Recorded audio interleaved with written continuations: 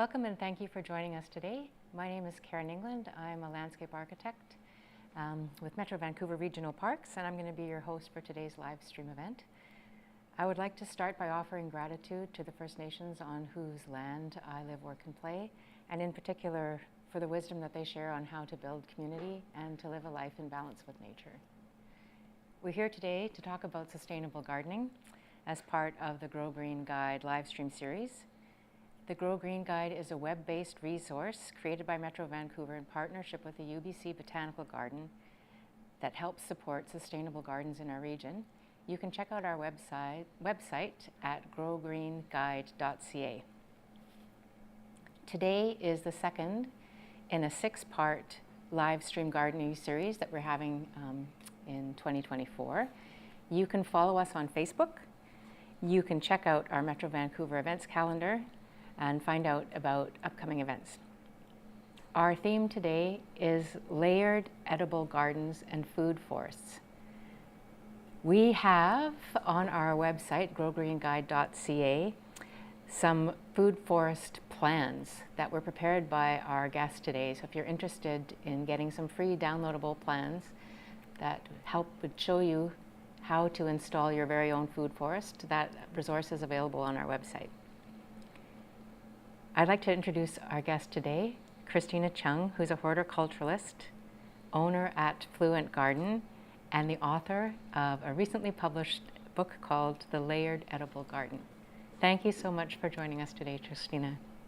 Hi, Karin. Thank you for having me. So nice to see you here again. This is not your first time joining us. It's wonderful to have a repeat performance by a superstar such as yourself. Can you just tell us a little bit about your background? Yeah, how about I give you the short version of when I was at UBC Botanical Garden and I was given the opportunity to help teach in the horticulture training program. So I was given the task of putting together a essentially like urban how to grow your own food course, and I was asked to also look into food forests. And I was like, what the heck is this? Because in ornamental plant growing, it's like growing a lot of the tried and true favorites that we see in the landscapes. And then as I was digging through all of this great material, I was like, whoa, we can actually incorporate growing food and growing all of the plants that we love in the landscapes and just kind of find this hybrid. So that's where I'm at now, trying to find out how feasible it is and how we can do it in a smart, practical way that actually still looks good for many gardens. So it sounds like that was the kind of the impetus for your research into this really fascinating way of growing food plants, was when you were working, teaching at UBC. Have you always been interested in growing food? Did you grow food when you were a kid, or did someone in your family grow food? I remember my dad growing, I guess, the seasonal favorites, potatoes and tomatoes. And, it wasn't until more recently when I thought back to growing up and thinking about the layout of the garden, my nanny at the time had grown bok choy under the shade of hydrangeas. And at the time, of course, as a child, I didn't know anything. But now looking back, I'm like, wow, she was using, kind of this knowledge of like, okay, these plants don't like the heat.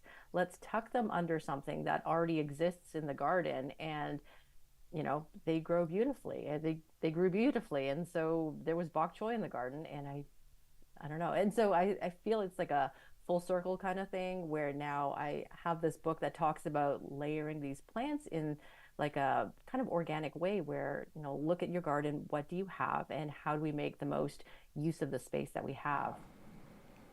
Yeah, it does seem, it's interesting to me that it began with you like from a very young age. Coming full circle, as you said, you've recently published a book on the topic called The Layered Edible Garden, just released. Thank you. Thank you. I mean to say congratulations. Congratulations so much for that monumental achievement. For those who are unfamiliar with the concept, could you explain what a layered edible garden is and how it might be different from a traditional food garden? Yeah, so when we picture a regular food garden, let's say we're wanting to grow the seasonal favorites like kales and tomatoes, lettuces, a lot of the times people prefer to grow these plants in raised beds or in ground, and they end up looking like really neat, tidy rows of edible food. And I think that is really good with maximizing your space with particular types of crops that grow really fast. So visually, we picture boxes or lines, but with the layered edible garden idea, I'm just trying to literally break down like the boxes that we grow in and break down the lines a little bit and blur that kind of boundary that we've traditionally wanted to put in the gardens to separate these plants. There really isn't anything stopping us from growing, let's say, a beautiful Swiss chard alongside something that is called an ornamental plant. So as long as we adhere to good gardening practices and know that the conditions of the plants are met, we can really have fun with experimenting. So with a layered edible garden, what I'm encouraging people to do is really mix and match and get creative, whether it's just visually or just making use of space by growing vertically, which is like a big part of what I talk about. Because the reality is that in Vancouver, especially, we are growing on balconies, on patios. So thinking this way really allows you to grow more than just maybe like a handful of crops during the season. It's a great approach. And for those of us who are, yeah, gardening in small spaces, you don't have to have one or the other. You could have both. One of the things that I've really appreciated about the designs that you gave us that are posted on our website, you seem to know parts of plants that people grow ornamentally that are edible, that I had no idea were edible until you brought it up. I recently learned that the magnolia petals are edible, and I've been walking through my neighborhood munching on those. But there are things that we grow ornamentally that have food value. That is something that I appreciate about your work, is showing people that these things are not incompatible, food and ornamental horticulture. What are some other benefits that you've noticed from growing food in a layered approach?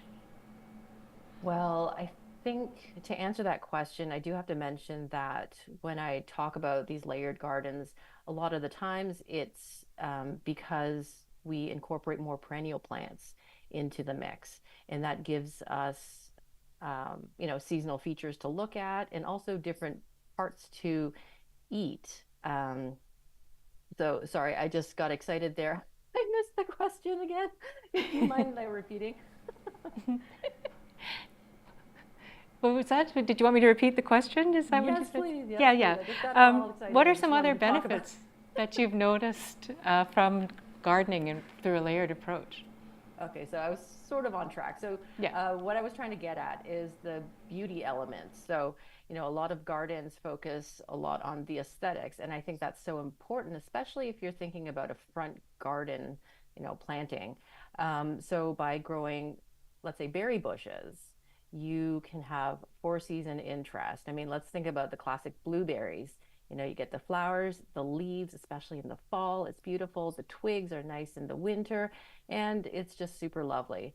And then so to that point, you get lots to enjoy in your garden, not just a crop that appears for maybe 2 months and then disappears. And another big piece another benefit is this low maintenance idea. And without trying to load too much information into this one bullet here, by having mostly perennial plants, you can have a garden that kind of springs into action in spring. And, with, let's say, plants that want to come back, like some artichokes, will come back if protected. A lot of the mints, I mean, right now, lemon balms are just popping up everywhere. Any types of those mints, a lot of the herbaceous perennials are really leafing out. So I don't have to worry about that. So I can shift my focus, shift my money, my resources to areas of the garden that need a little bit more attention. So I think that's a really great benefit because there's that lazy part that I like to lean on, like those plants are going to be fine. I'm going to do something else that's fun or experimental. So those are two big benefits of growing this way that I really like to share. Everyone likes the idea, I think, of reducing their maintenance and experimenting and having more fun. At least I do. I'm assuming that other people enjoy that too. Very rarely do I talk to people and they say that they wish they had more maintenance to do in their gardens. Some people, but not very often. Your book mentions that there are 8 different layers in a layered garden. Could you maybe just speak to those and what they are and what roles that they play? Yeah. So let's say, any Vancouver neighborhood. Let's picture the big trees. We oftentimes inherit these large, tall trees that cast shade into the neighborhood or a garden. So this could be the Douglas firs, this could be the tall cedars. So in my book, I break down the chapters starting from the tallest plants. So the canopy trees would be the largest, tallest, and usually the longest lived layers. So again, it could be the Douglas fir that I'm looking outside the window and looking at. So we work our way down from the canopy trees. A lot of the time, you're not going to be planting a plant that's going to be 40 feet tall right off the bat. So the fun layer, especially with fruit trees, is what we call the subcanopy layer. So this is the fruit trees, the nut trees, and if you have a smaller garden, this one could be the tallest layer that you have. And I find this a really great layer, especially if you have a fruit plant that you really want to grow. So it could be your apple trees, or if you are like me and you really want a peach tree, you're going to find a spot that peach tree will hopefully do well in. So there's the subcanopy layer, and then we work our way down into the shrub layer. And this is where it kind of gets a bit blurry, because you can have shrubs that are quite large or can get quite large. So if you think about a fig, it's not a tree, but it's somewhere in between like a large shrub and a tree. So it could be a large shrub or it could be a smaller fruiting shrub. One of my favorites being the Chilean guava, which is a nice evergreen shrub. So we're really working our way down to like human scale. And further down is the herbaceous perennials, where we see a lot of the culinary herbs that we like that are longer lived, and also things like thymes and sub-shrub type plants like the sages and the rosemaries. I actually skipped a layer. There are also climbers, which, depending on what it is, could grow up tall, tall, tall. And then as we get closer to the ground, I kind of break out the different things that could occupy lower levels, like annual plants. This could be the broccolis, this could be your kales and lettuces. And then that kind of can be mixed with ground covers as well. So creeping thymes, strawberries are some of my favorites. And then the lowest layer would be the roots and rhizosphere. So if you're growing sunchokes, potatoes, radishes, if you are experimenting with wine cap mushrooms, a lot of that activity is under the ground. So that would be from the tallest to the lowest. Plants have so many different adaptations to their ecology and ways of living. It's fascinating when you start talking about food plants, just how much variety there is in the kinds of plants that produce food. Growing vines up trees seems like a great space-saving device, actually. If you've got a tree, you could, why not grow peas or beans up it? Or if you've got a really big tree, you could do like they do at the botanical garden and grow kiwis up the trees. Monster kiwis. Yeah. Yeah. Fascinating that so many layers of gardening, and I often don't think about growing mushrooms outside as a food crop, so that's really interesting. Could you share some examples of plant combinations that you think really work well in a layered garden, ones that we could maybe replicate easily in our own garden space? Yeah, so before I give some examples, like with our designs that we have on the Grow Green site, like that's a great sort of framework to think. And we didn't label them by these layers, but when you look at them at a glance, you'll recognize that like an apple tree is going to be of the larger category. And then there are some like radishes that are going to be the quick growing things.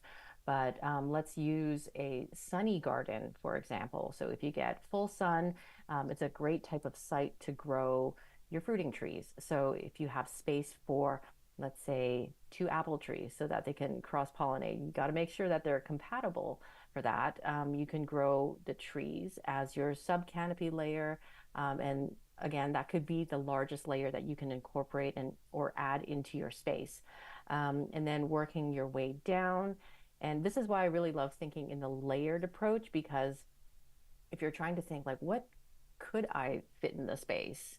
By thinking of them as like plants as occupying like mostly one area, it helps narrow things down naturally. And then if it's a sunny site, I know for me, I just put in some hardy kiwis in the front garden, which gets sun. So hopefully with the sun, they'll produce more flowers and fruit, although they do tolerate a bit more shade. So that could be a climber. Fruiting shrubs as we work our way down. Again, my favorite is Chilean guava. I find it's not fussy with pollination needs like blueberries, so you don't need multiple blueberries. So it's a great way to have fruit if you have a smaller space. So you could also grow haskaps. Keep in mind that you do usually need 2 in your space. So those are some examples of shrubs. And then working down, I mentioned culinary herbs.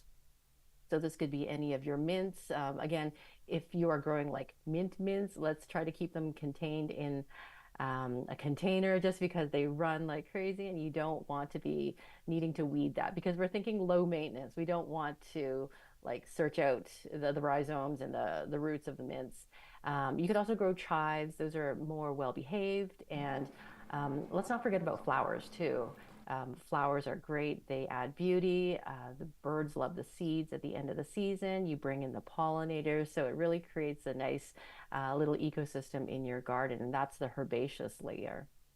And then as we get lower down, I think creeping thymes do really well here as long as our soil is well draining. So if you have a really soggy area, creeping thymes sometimes suffer from root rot during the wet and cold winters, but you can experiment with strawberries.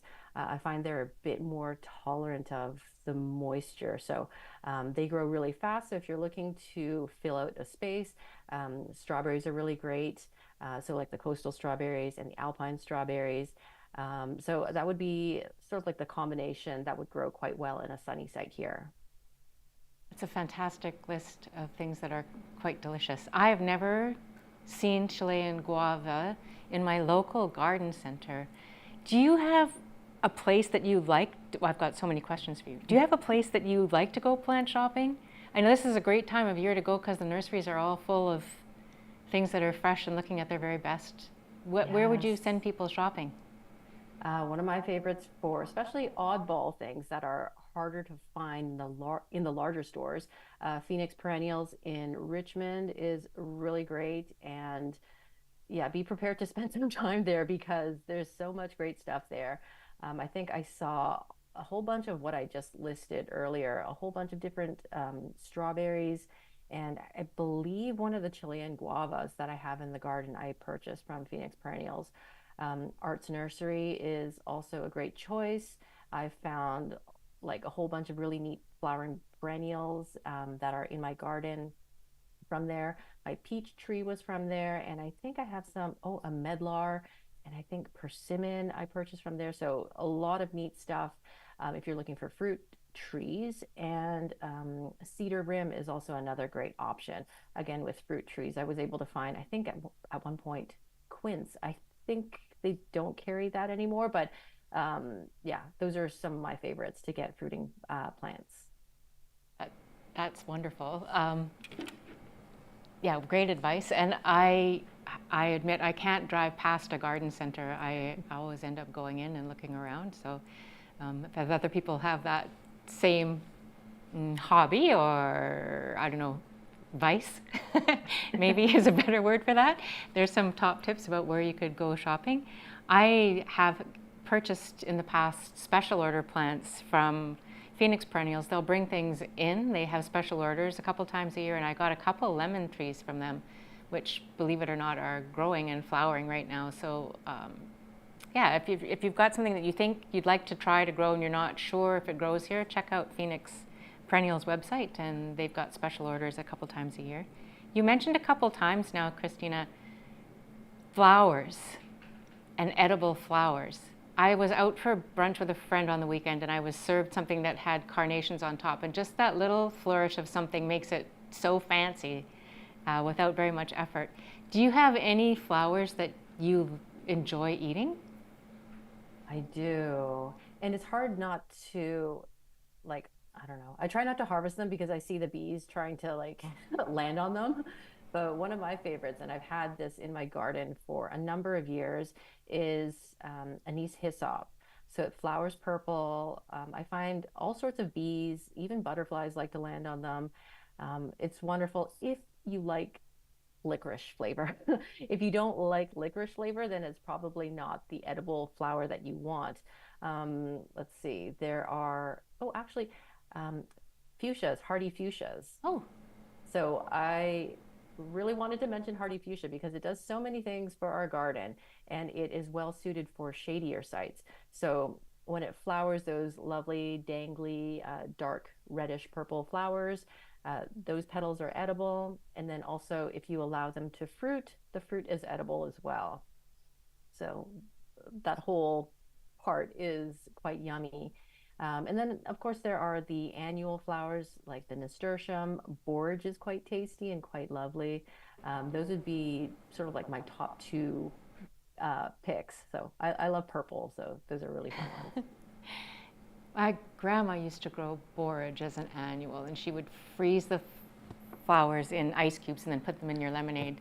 I mean, that's it's pretty makes you look pretty fancy, which Yeah. I appreciate if I'm having people over without very much effort.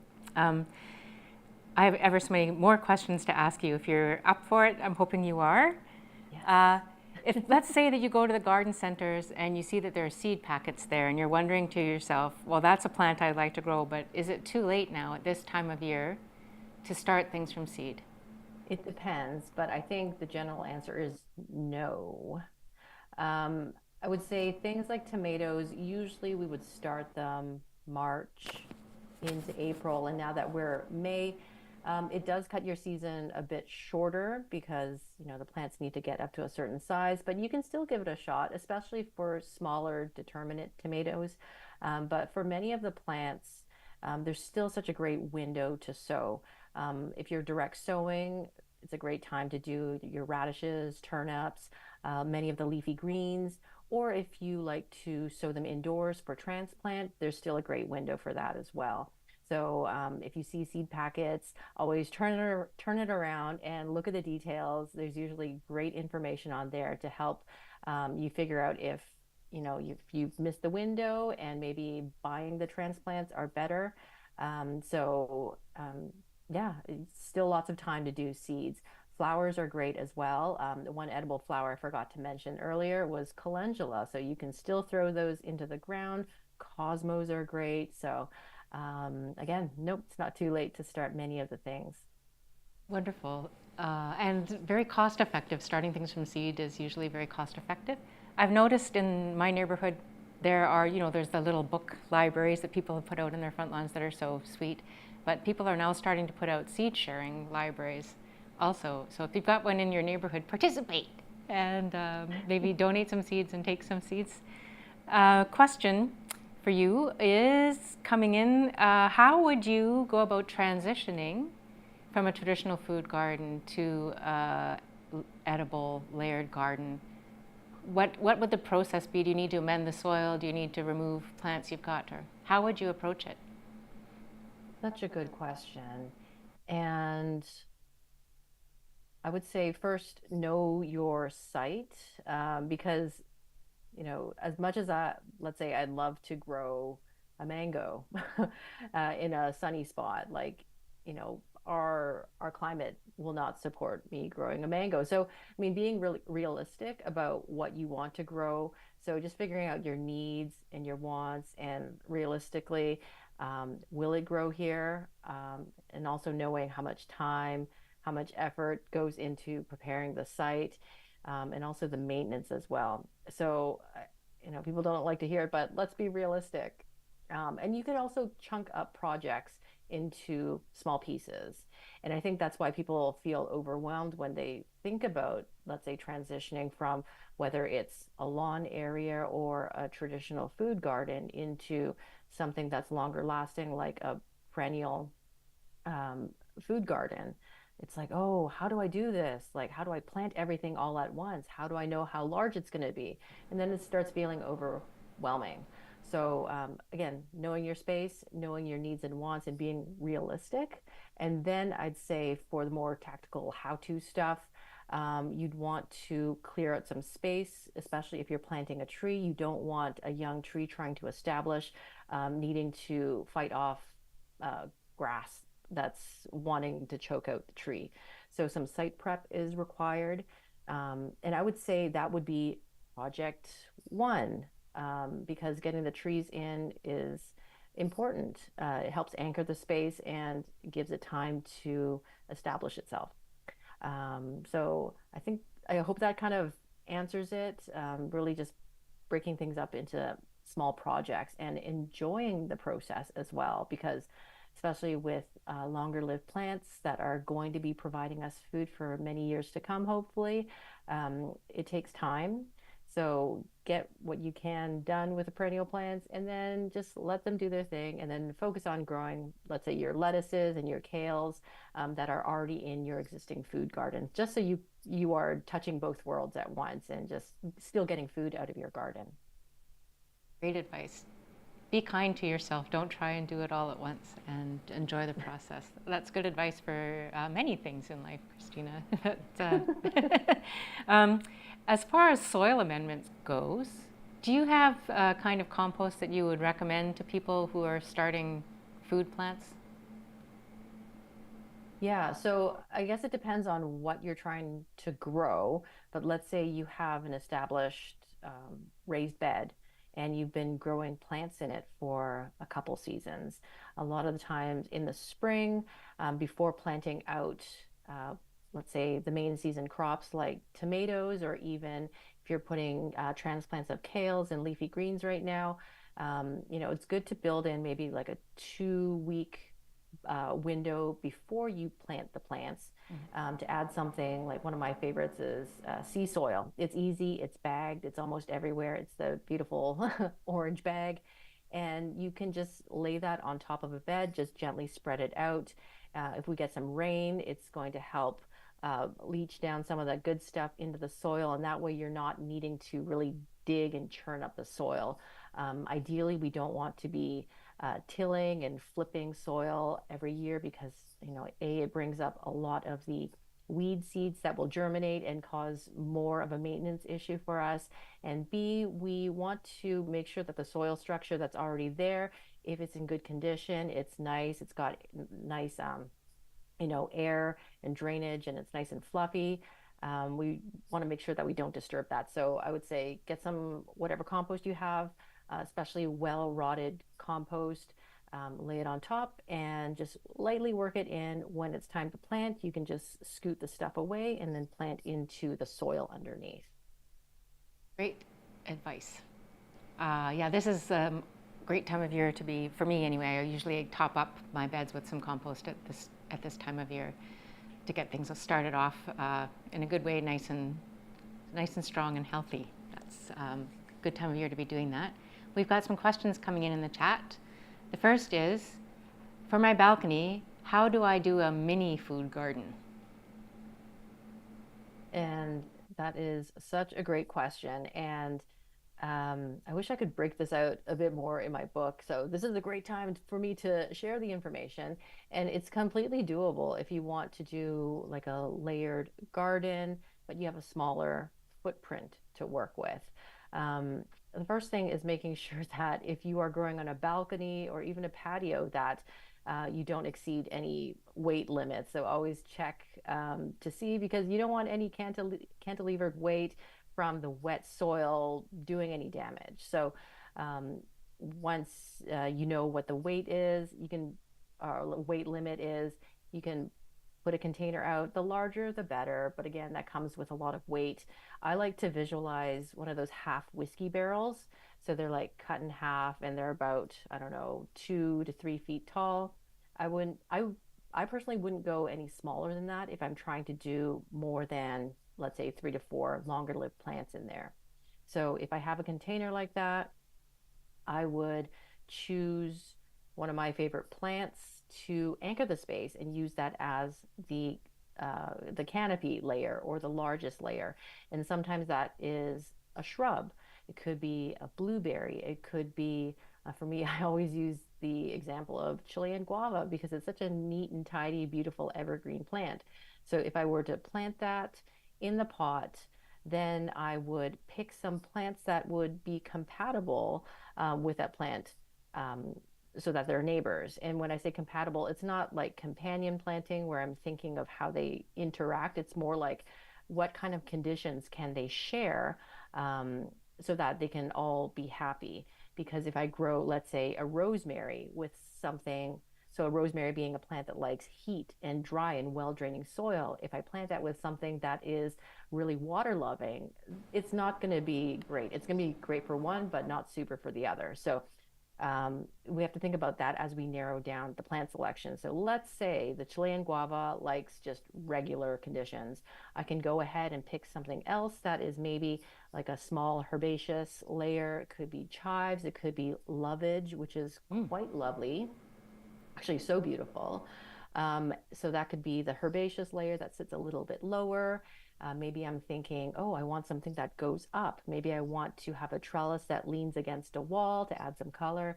That could be your runner beans. It could be your regular pole beans. Or right now, if you're still sowing some peas, that could be really lovely as well. And then for the lower layers, if you'd like, you can grow um, like a creeping thyme. So that can sort of cover a bit of the soil, and some of them do a nice job of trailing down, especially when they flower. Or if you want something really fast growing, could be the nasturtiums that trail down and cascade down and just look so pretty.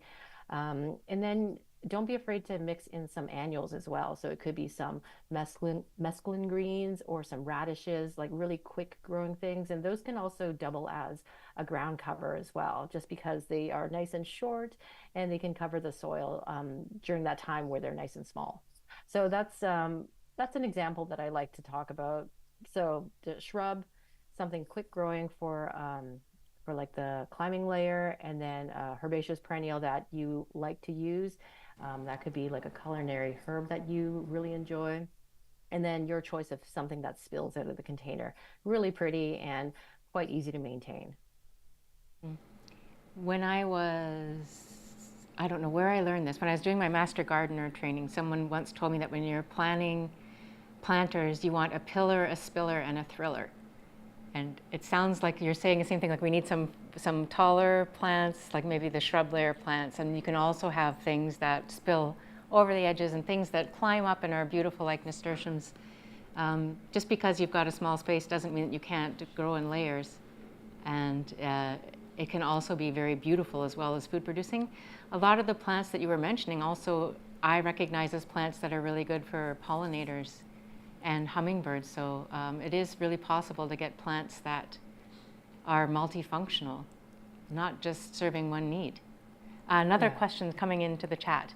We didn't talk about this before. I wonder if you can speak about this. Do you have any suggestions for saving seeds from food forests?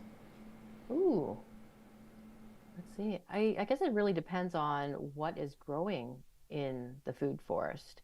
Like, let's say if you're growing apples, I wouldn't necessarily recommend saving seeds from apples just because they generally don't grow true from seed. Many of these plants are grafted to preserve the qualities of the type of apple that you want to grow.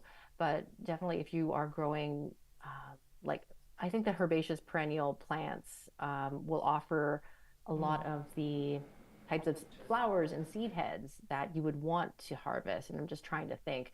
I mean, lovage is a lesser known plant. So if you like celery and you want something that's longer lived, lovage is a really lovely, similar tasting looking plant. And last year it flowered and you get these really beautiful seed heads. And I guess with any seed saving tip, you want to make sure that the fruit matures. And so the seed would be actually viable.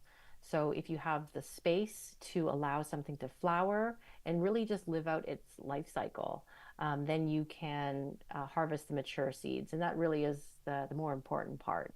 It's just acknowledging its life cycle. So just observe it. And especially if you're growing like a food forest, you're going to be seeing the garden mature over hopefully many years. You'll get a sense of when certain plants are going to be, producing those parts. And yeah, you'll want them to dry out too. And then you can usually snip them off the plant and put them in a cool, dry place and, save them, collect them, and then share them. So not different really from collecting seeds from other kinds of plants that you might grow that aren't food plants. I don't know how many people commonly collect seeds from non-food plants now that I say that, because how many hydrangeas do you need, I guess? And would you actually start them from seed? But there's lots of good advice about how to dry seeds. We should maybe look at that as something we add to our Grow Green site. That's a good flag. Thank you for the person for the question. Another question from someone online. Do you have any tips for prepping gardens for a dry summer? I think we're expecting a dry summer this year, and is there anything you can do to set yourself up for success now? Ooh, well, if you're starting a garden, like a food garden, um, well, you can look for more drought tolerant plants. I know with food gardening, it's always really tricky because, a lot of the fast growing plants that we grow, like the tomatoes and squashes, they need quite a bit of moisture and regular moisture too. But if we are looking at, let's say, a perennial garden, like a food forest, when you have these longer lived plants established, they are going to be less reliant on water. They'll give you a bit of wiggle room. So of course, if you're buying a fresh plant, putting it in the ground in a place where it's going to be happy, water that while it gets settled. But maybe for next year, it's going to be like, you know what, I'm established, I'm happy here, and you'll just have to read the plant and see how it responds to the heat and the sun and the dryness of the soil. And I think it's a lot of learning as a gardener, and that's kind of the fun of it, because we get to also respond to any shifts in the weather. So I find it kind of brings you closer to the plants as well. It's a yeah. So you, sorry, you just observe and respond to it. So that's one of the great things with these perennial gardens, is because they're less, I don't want to say fragile, but less, not fussy, but they're not going to wilt as quickly, let's say, as compared to some leafy greens that are hit with some heat. And then what you can do right now, if you've got rain barrels or any sort of something to start collecting water, that could be a good practice to save some water, and then just use that in the garden when it gets a little bit drier. I was thinking the same thing about maybe this is the good time of year to be collecting water in a rain barrel while we still have rain. I've seen those ones where you can link several rain barrels together. So you put it on your downspout and the water fills up one barrel, then another, then another. So if you want to collect the water, that's another way to do it. I bought a tub, like a tote, plastic tote that I plan to take it with me in the shower this year in the summer, and I can collect water while I'm having my shower. That might be good for putting out in my garden also. Maybe that's more information than people want, but there are ways to collect water. I know on the watering restrictions, often it says that you're allowed to still water your food plants quite late into the stages of the watering restrictions. I think there's some recognition that people who are growing their own food should be able to do that successfully. Another question coming in. Are there any good examples of food forests in Vancouver if someone wanted to go see one? Ooh, it's really good. Oh, my memory. I think there's one in Kelowna that I've seen, but I'm struggling to think of myself of one that's local. Yeah. few years ago, I got to know someone who started the Vancouver Urban Food Forest. And I do get their regular newsletter emails, and it seems like I'm not sure if there's one site or multiple sites, but it's really like community based. It seems like they do so much amazing things, leaning on a lot of native plants as well, in addition to food plants. And I don't know if the actual sites have names, but Vancouver Urban Food Forest is something that is quite recent. I'd love to actually go out and take a look at the site sometime, but that could be a great starting point to see what other things are going on.